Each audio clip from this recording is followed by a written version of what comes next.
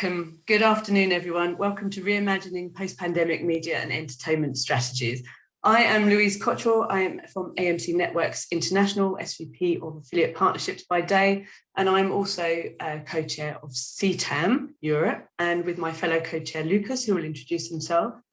Good afternoon, everybody, or good morning if you're joining us from the United States. I indeed am Lucas Kernell. I'm with Liberty Global, VP Content in my day job, and I'm very happy to co-chair CTAM Europe together with Louise, and very happy to welcome you all to this afternoon symposium.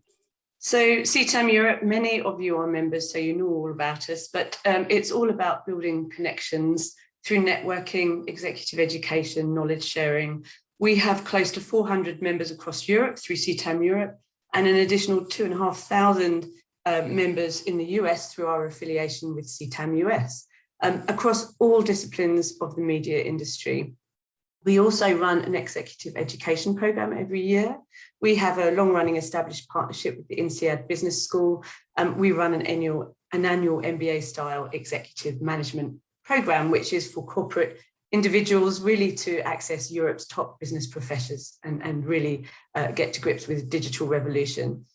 We share knowledge regularly through monthly industry webinars. We have regular live discussion sessions and panel sessions, networking and conference events throughout the year, either virtually or physically, depending where we are in each region. And we have an ongoing partnership with Giga Europe, where we also access their own members and work with them on regulatory updates and conferences, etc. So we have a lot of access to industry specialists and experts. All members can participate in everything that we do. And next to Giga Europe, we have a wide range of industry partners who support CTAM Europe and our objectives. Without that network of partners, we would not be able to do what we do. So I take a moment to thank them all for their ongoing commitment.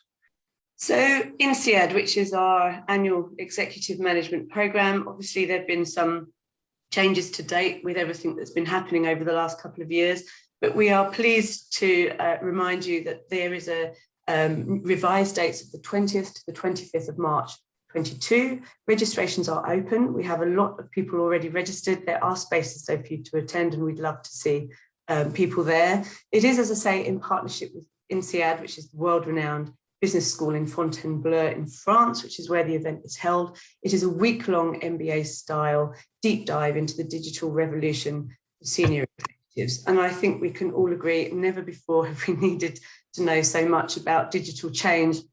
The world has changed.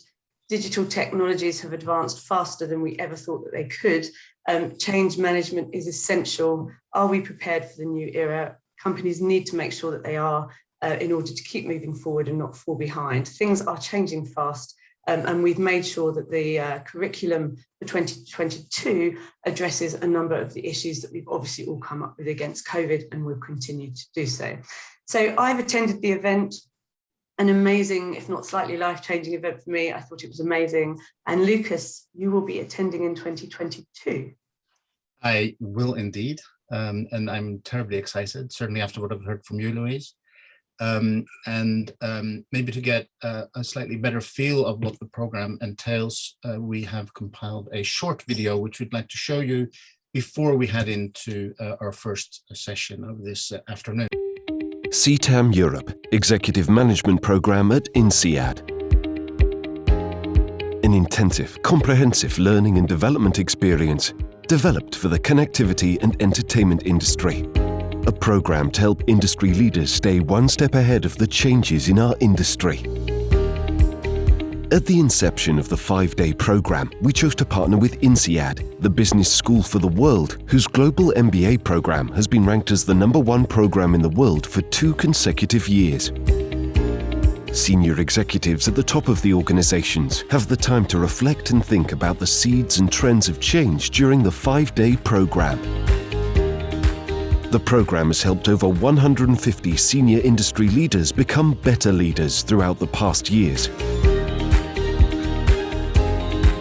The classes are generally around 20 to 30 participants, and therefore chances for discussions throughout the week are extensive. In addition, there are some fabulous organised networking and social events.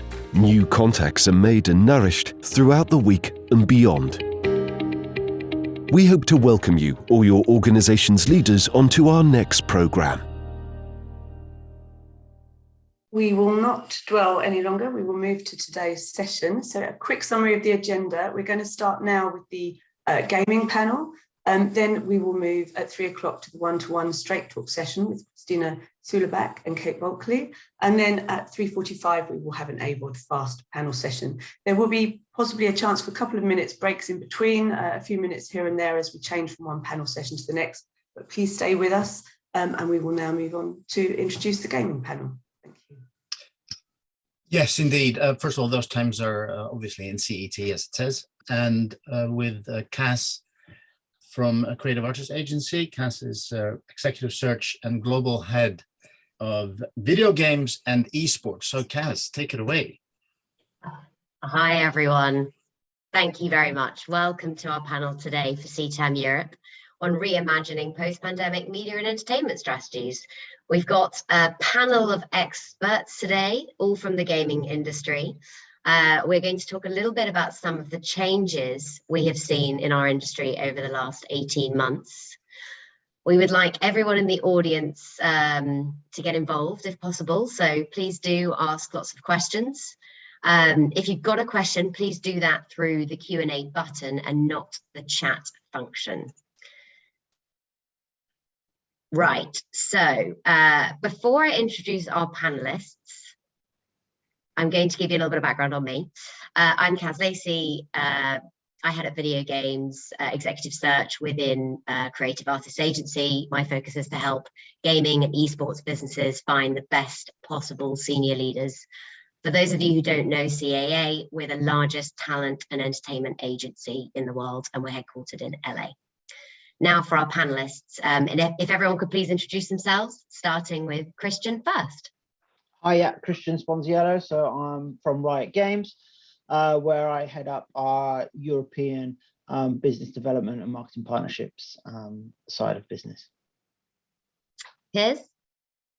Hi, I'm Piers Harding-Rolls. I head up games research and Analysis. I've been tracking the game sector for around 18 years now. And Analysis is a entertainment media research company based in London. And Lucy, last but not least.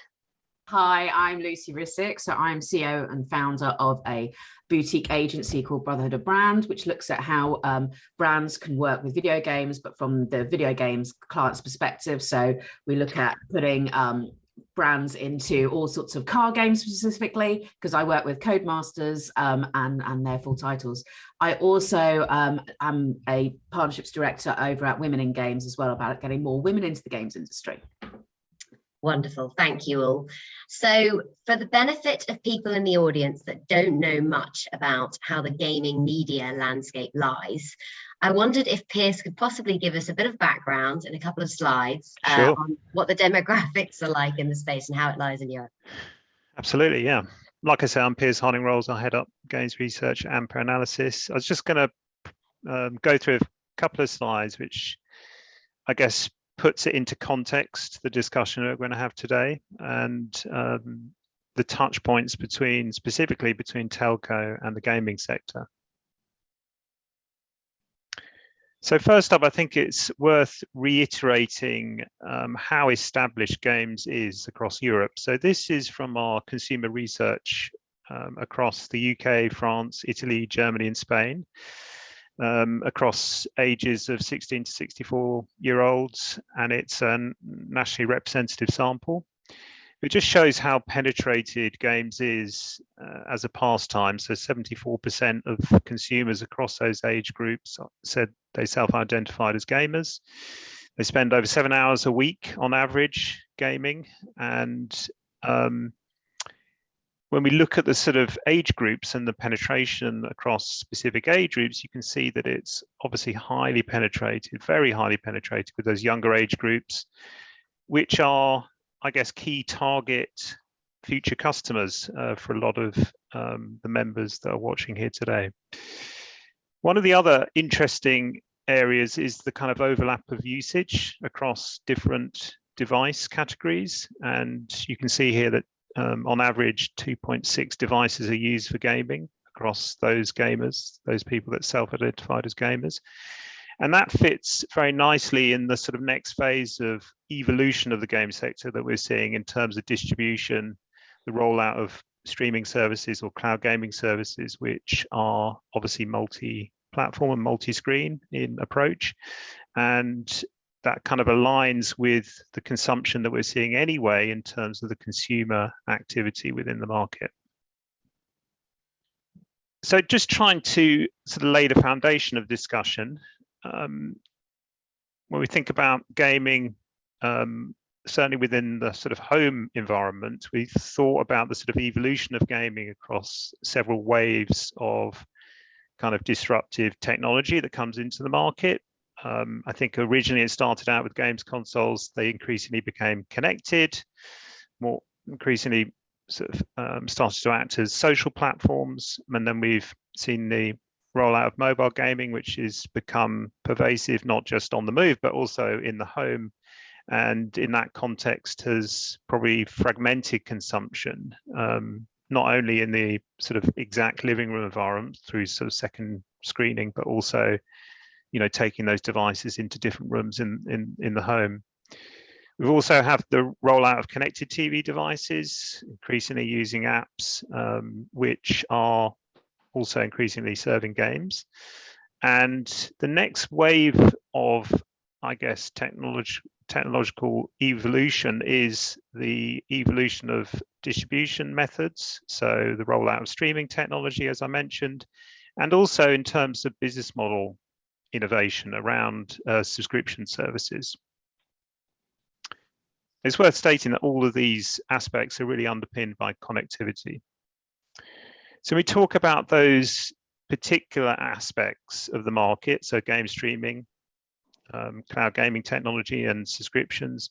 They're very closely aligned to operator strengths. And we're already seeing a lot of activity around this part of the market, whether it's bundling of what we describe as kind of global subscription services or international players, which are getting rolled up into contracts, different data plans, etc., or the provision of cloud gaming services directly through partnership with cloud gaming platform companies in effect. And in that context, we're seeing, you know, an evolution of a number of services directly from telcos across Central Europe, mainly, if we look at the European market. And they're focused primarily on content subscription services. So they're offering a cost of a monthly fee, you're getting access to a collection of games. And then there are a few select services which are what we describe as gaming PC, cloud gaming PCs, where you bring your own games through different storefronts to those services. So lastly, just to say, the cloud gaming aspect is obviously a very topical touch point at the moment. There's a lot of evolution of services and development of services and rollout of new services. But we've also, in terms of telcos, there's been touch points in the context of games related video and esports activity within the market. So esports, running ad hoc esports events and sponsoring specific esports events, and obviously streamer or pro gamer sponsorship. And also with the rollout of pay TV related esports channels, so distribution within select markets from those companies that operate those platforms as well. So this is just to give you an idea of the different touch points that we're seeing in the market at the moment. Thank you so much, Piers. That was super helpful. It's good to see how it lies. I've got a couple of questions for Christian and Lucy, actually. You guys work with non-endemic brands entering the esports and gaming market all the time. What can brands consider before entering the space? What brands have we seen doing it really well? I think I mean, there's massive opportunity for non-endemic brands, especially over the last couple of years. If you go back into, I mean, if we're talking specifically about esports, then a few years back it was just all endemic brands, and that's all you saw. Over the last few years, non-endemic brands have been coming to the space. So I talk specifically at Riot, where we've got LEC, which is one of the premium esports offering for League of Legends. You've got brands such as Becco coming in now, and KitKat as well. And KitKat have grown their footprint in esports over the last couple of years. Now, the reason why there's opportunity for non-endemic brands in there is because I think the reality is there's a lot of money swirling around in esports at the moment, but who's actually making money is the big question. But there's hundreds of millions of fans. So when non-endemic brands are coming in, actually the fans are accepting of it, because actually they're helping support their passion, and helping grow the industry and helping them to connect more with that. So it's a good time for these brands to actually get in, because they're getting in early and they're accepted by the community, because they're actually bringing value to their passion. I think what's important as well is when you come in, it's what are you trying to achieve, and are you just coming in for the short term or the long term? I mean, ideally you need to be there for the long term and build your relevance and capitalize on that. And KitKat, and also how you positioning your brand and how you're going to ensure that relevance. So for KitKat, I mean, they've got a great brand promise, right, in terms of KitKat have a break, but they've built on that. And they drive a lot of the tagline that even champs need a break, and then they've tapped into that even more by starting to talk about why it's important to take a break, not just in gaming but also in life, especially with the pandemic over the last 2 years. So I think there's a lot of opportunity, but don't come into it blindly, because also, like social media, in gaming it can be a toxic place. So build your plan, and then make sure that the audience is understanding why you're in that space and how you're delivering value back to them. Yeah, of course. No, I agree with Christian so much with that. But from my point of view as well, and sort of perhaps looking more at the video game space rather than just esports, if you're coming in, to me, my two biggest words are always relevance and authenticity. Is just making sure that there is a connection with the game that you're going to work with, or that there is kind of like a story to tell.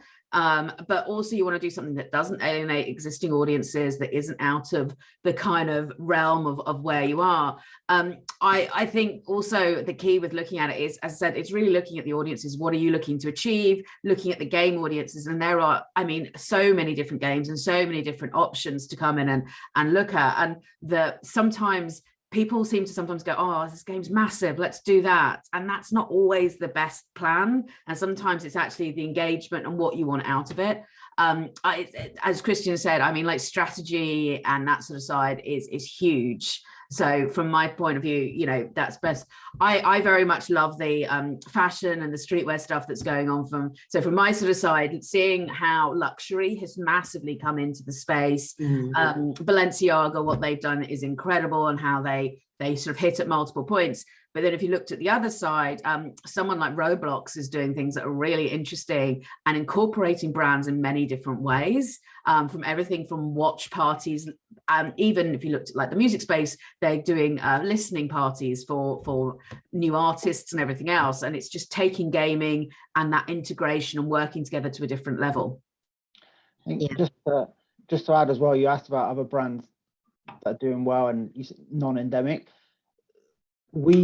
I say Red Bull, so we class them as an endemic brand, but they're endemic because they've been in the space for so long. So they built that strategy, they built the relevance, and they've continued to invest and build. So they've become a endemic brand. But the reality is they are non-endemic, but everything they do just connects and builds on their strategy. So they take sponsorship out, but then they build their own properties off the back of that to support students and give opportunities to amateurs. Then they sponsor teams and they create content off the back of that, and then obviously it's all driving back to their core product. So you know, we say non-endemic, but if you're in it for long enough, Yeah.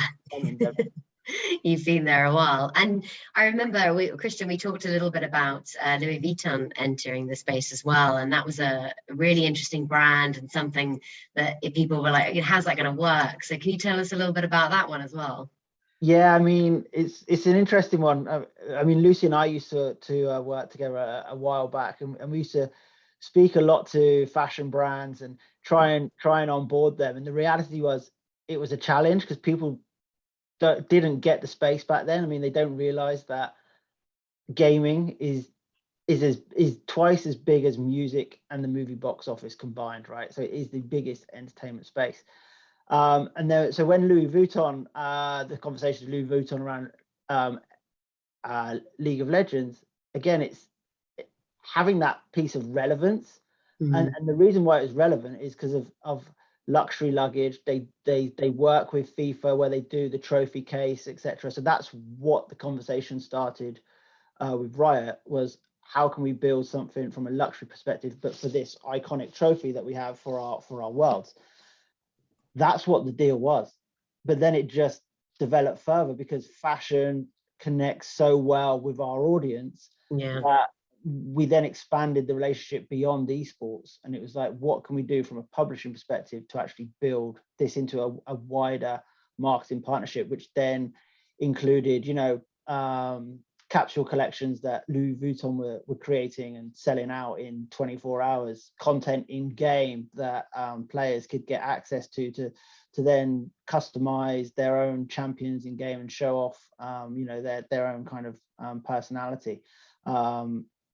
And then what spiraled out of that is every fashion brand was like, oh crap, you know, we need a gaming strategy because this is huge. And then you've seen it over the last couple of years that, you know, it's popping up everywhere.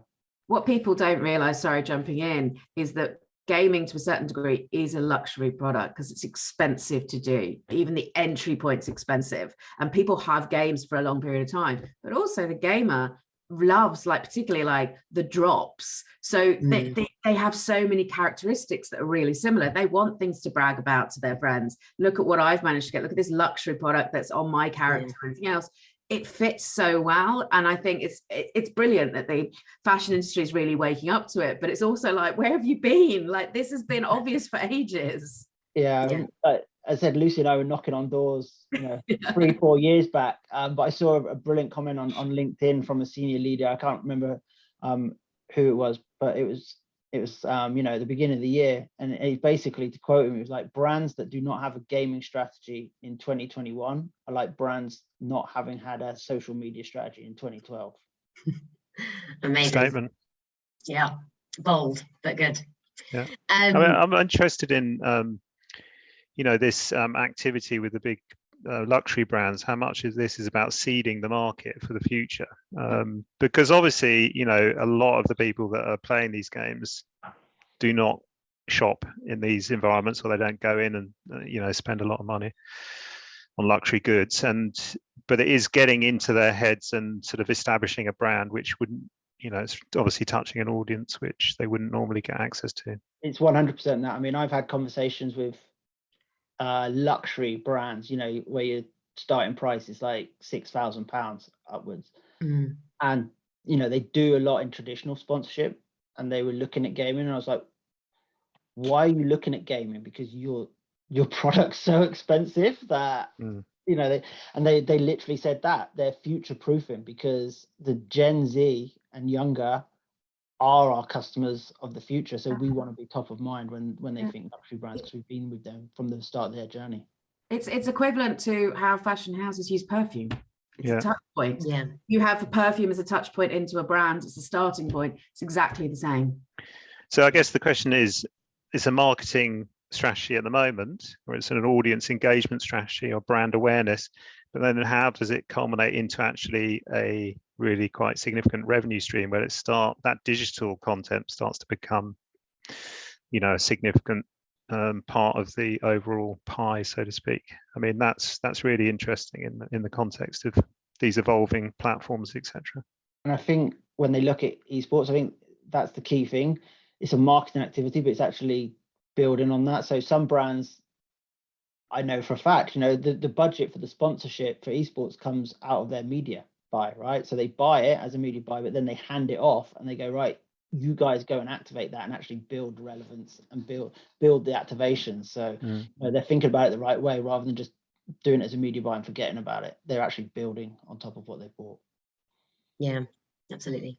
And just a question on with everything changing during the pandemic, what cool sort of initiatives have you seen that came out of that? I mean, I know there was lots of things happening with F1, and Lucy, I'd love to hear a little bit about what you think on that.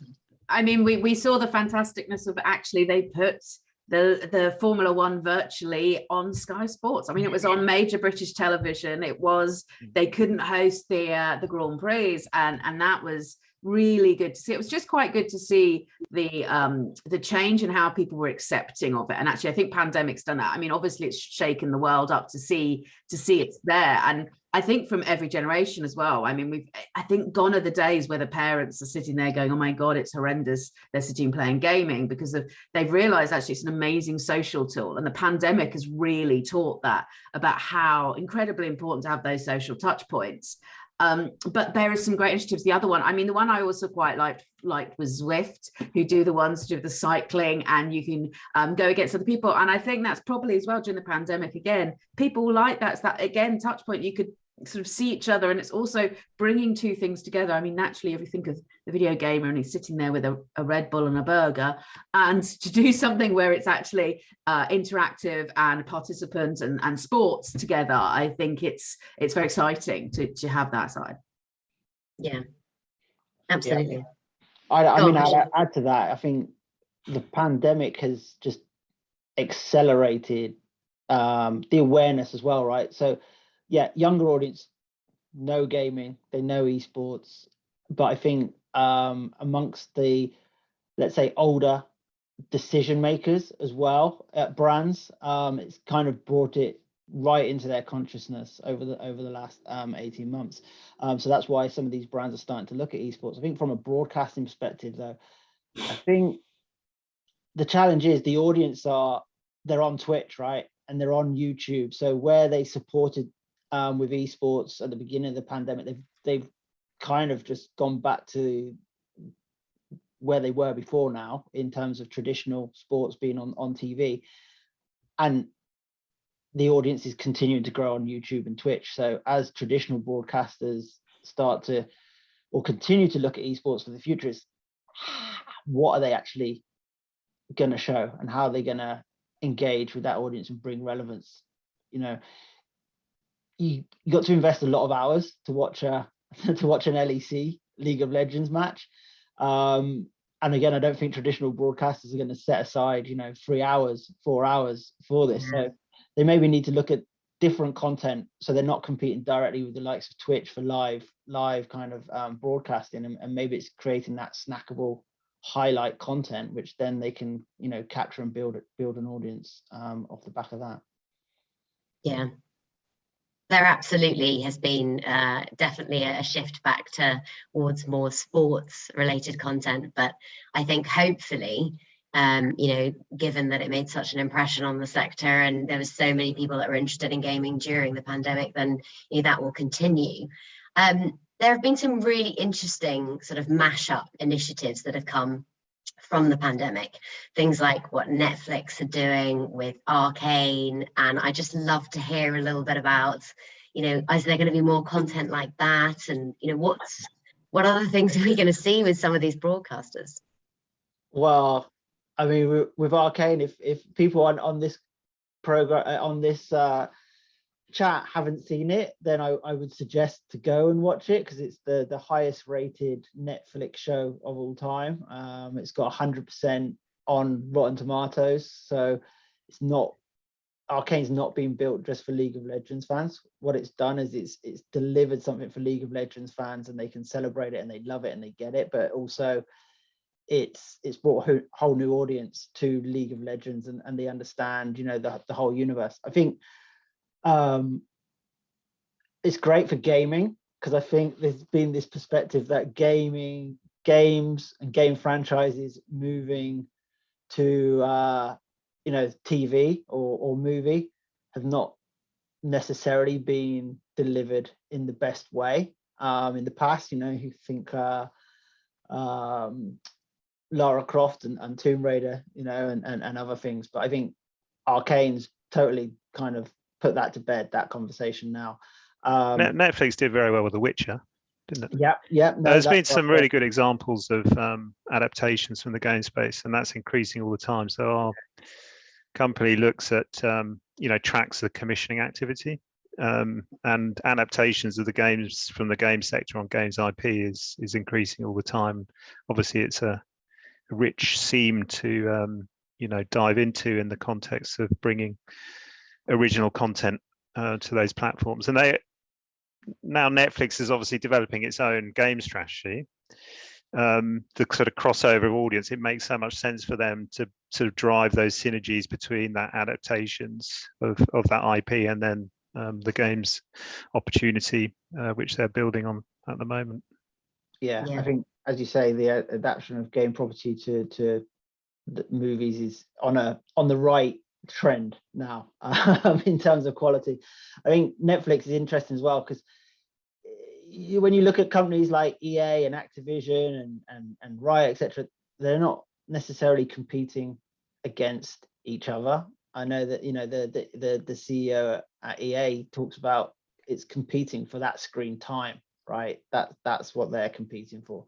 So Netflix moving into gaming is interesting, because they've obviously got a wide and mass audience. So they've got a lot of that screen time, and if they can they shift them to other forms of entertainment within the Netflix environment, then it's only beneficial for them. Yeah, I think just to say in terms of Netflix, one of the fundamental and interesting things about Netflix's move is that it adds another kind of layer of competition in the context of living room services. So you think of platforms and delivering SVOD services and the platforms that they're available on. Lots of pay TV platforms have relationships with Netflix in the context of serving content, and it makes it more complex. It brings more competition into the market, and we're expecting more a response from other SVOD players as well in terms of interest in games contract and interactive content. So I think it just adds another layer of intrigue in terms of working out the kind of competitive landscape. What's also interesting with it is even games like I mentioned before, like Roblox, who have now taken themselves, and they no longer see themselves as a games platform. They see themselves as a social media platform. And the big thing with things like Netflix and all the rest of this is that you'll be able to stream programs, everything else with your friends inside the game. And that then takes everything to a different level as well. But I agree, it's really interesting to see how it's going to evolve and what the next step is as well. Gosh, it feels like we're moving on to the metaverse when we talk about being inside the game. Are we talking about the metaverse today, or are we avoiding it? No, we're not going to talk about the metaverse. We'll avoid that. Well, I think, the sort of building blocks of the metaverse or whatever, part of it, the consumer metaverse, is this kind of IP crossover. So, the consolidation of IP, the use of IP across different mediums and the different touch points within different experiences. And we've already talked a lot about those crossovers, but I think that's one of the sort of essential aspects of the metaverse. I think the thing with Netflix entering the space as well, they've done it so that they have lots of different options for products. They have the option to acquire studios and look at content that way and just acquire content for the platform, or they do the collaboration with a publisher like they've done with Riot for Arcane, and then more content like that. So it's I think they're pursuing all those because they're quite, they're in sort of experimental phase, I would say. They're testing all different approaches, different types of content, and trying to engage a cross section of users, because their user base is so broad now, certainly in markets like the US. It's so well penetrated that they have to think about what different audience groups they're going to touch. It's similar to the SVOD content approach. You have different types of commission for different types of audience. Yeah, absolutely.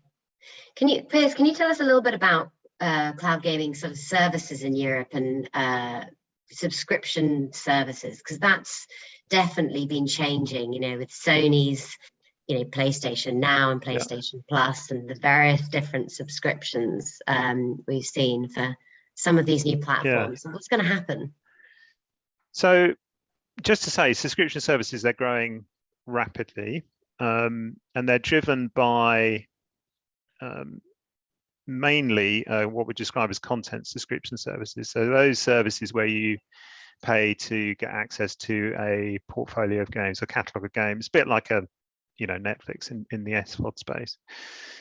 The difference for the game space is that they apply other business models as well. So subscription is just the starting point of monetization, where a lot of these games have in-game monetization as well, which enables the platforms to generate, potentially much higher ARPU from subscription services.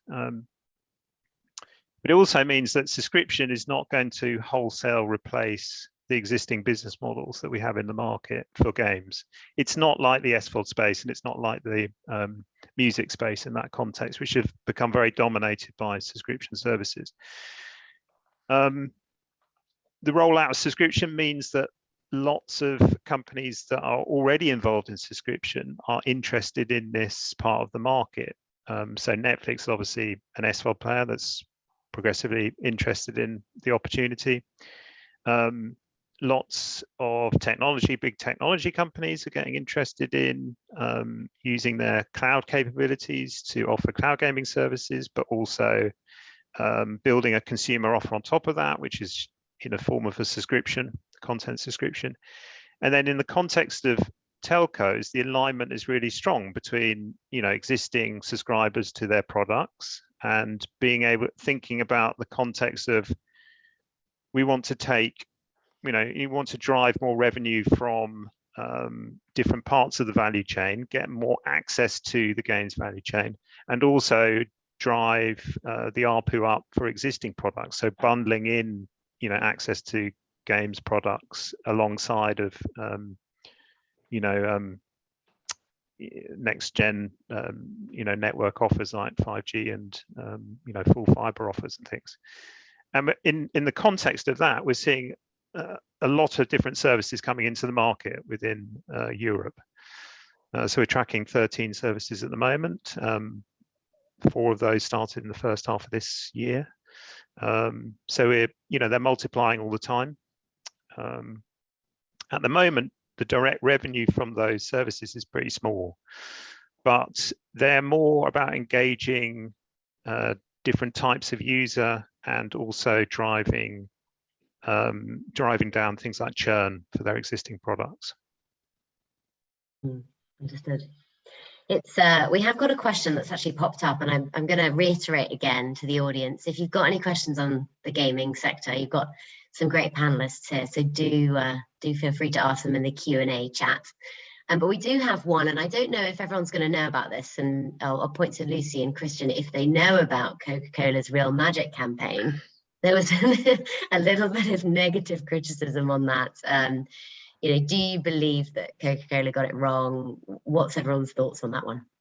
I don't want to comment too much on this because Coca-Cola, I need my politician's hat on, but Coca-Cola are a partner of ours, and they do some great stuff in gaming and looking to do more.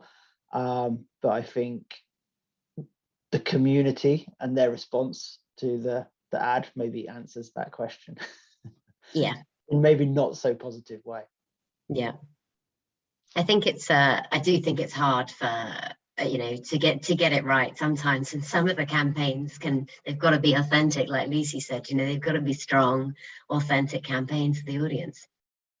Yeah, it's very easy to get it wrong if we avoid the politics of that one. But even if you look at things like what some of the other ones like Pepsi with, and this is not gaming at all, but Kylie Jenner and making peace through Pepsi, people get things really wrong, and they try and make these sort of statements. I'm always amazed quite a lot of the time they must go through so many layers of approvals that someone doesn't say something. Yeah.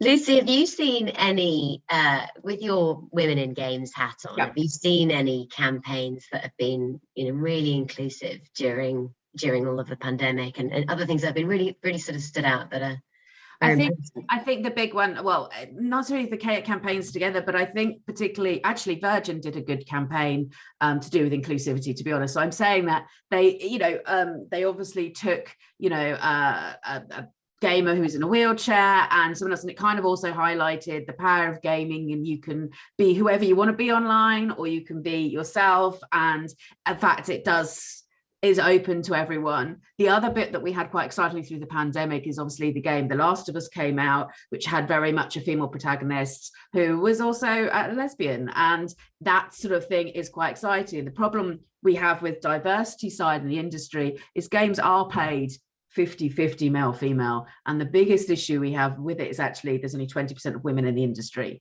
and from my point of view, to have sort of full diversity and really look at this stuff, you kind of do need different opinions, and I'd love to see more, to be honest. I also think people forget about games like The Sims, who've classically been doing some amazing work in diversity and everything else. First game to have a gay character, first game really that you could change clothes and you can be whoever you want. But there have been some great ones. The other ones that I actually loved is slightly pre-pandemic was in Animal Crossing, and actually Gillette Venus came along and they did a campaign about where actually put skins in that you could have on your character of different skin conditions, and people, although we've traditionally always gone people want to be this fantasy version of themselves, what was quite nice with this was actually going, you can make your character be yourself. So, the conditions were psoriasis or, cellulite, you could add it to your character. And just it sort of really reflected the mood. But what I loved about that one, Gillette has been in the gaming space for a long time, but their female on the Venus side of it has finally woken up that women are gamers too. And I think we're going to see more and more of that. I'd like to see more and more companies really targeting women and games. And I've had conversations with makeup brands, with all sorts of different things, and there are more and more coming out. There's also the mobile game Dressed has come out, which was started up by someone from Net-a-Porter, but sometimes as well, actually people from outside the industry have a massive impact on the games industry, and particularly with this diverse sort of model and looking at the future. I think, Lucy, I touched on a good point there, the Virgin ad. I thought that great. But it just, not just because of diversity inclusion, but it shows the power of connecting through gaming. So, I've been at Riot for just over 18 months, but I've only ever met one person in person from Riot. But the way I've connected with them is actually through playing games and chatting and obviously through calls, but playing online with those guys. And then as we look at diversity inclusion, I think it's a massive focus for a few gaming companies, but also for brands. So we've got the Game Changers program at Riot, which is Game Changers on League of Legends and Game Changers on Valorant. And if you ask the team that lead Game Changers on Valorant, what's their ultimate objective? Their objective is well, first of all, we're giving a platform to female gamers to showcase that they are actually very good at these games. And two, I don't think on any esports team, pro team, there's not a female player, right? So it's about giving them that platform. And so their objective is, well, we want to make this program redundant in the next few years because we will have female players on these teams. Brands are wanting to know more about this. So we bring brands on board, not to commercialize and make money off it. It's more bring them on board, they pay a sponsorship, but then that money gets reinvested directly into the program to build it bigger and better. So yeah, it's a big focus at the moment, and a really important one, obviously, for the sector as a whole, and absolutely brands entering the space. Is there any other comments you guys want to make on what's happening in the streaming services world before I wrap this up and see if there's any other questions for the audience? There's two ways you look at gaming. One is the esports piece, and then the other one is just through traditional publisher kind of activations, which, you know, Lucy works very much on it from a publisher marketing perspective, and bringing brands into the game, and building programs off the back of that can deliver massive marketing value for the brand and the partner. Esports is still, you know, it's still going to grow so much. So for brands, whether they're looking to get on board as sponsors and build their footprint, or they're looking to see how they can build content to connect with that audience, there's a long way to go in growth. So now's the time to still jump in and look at it. Yeah, absolutely. Thank you. Well, I think we'll have to wrap it up there, as there's a short break before the next panel, and then you've got a one-to-one keynote with Christina and Kate. So just want to thank everybody for coming. Thank you, my panelists, and it's a very interesting discussion on what's happening in the space. So if anyone's got any questions, feel free to get in touch with us after. And thank you to everyone at CTAM as well for hosting us. Thank you, Kaz. Thanks, guys. Thanks, Kaz. Thanks, guys. Bye.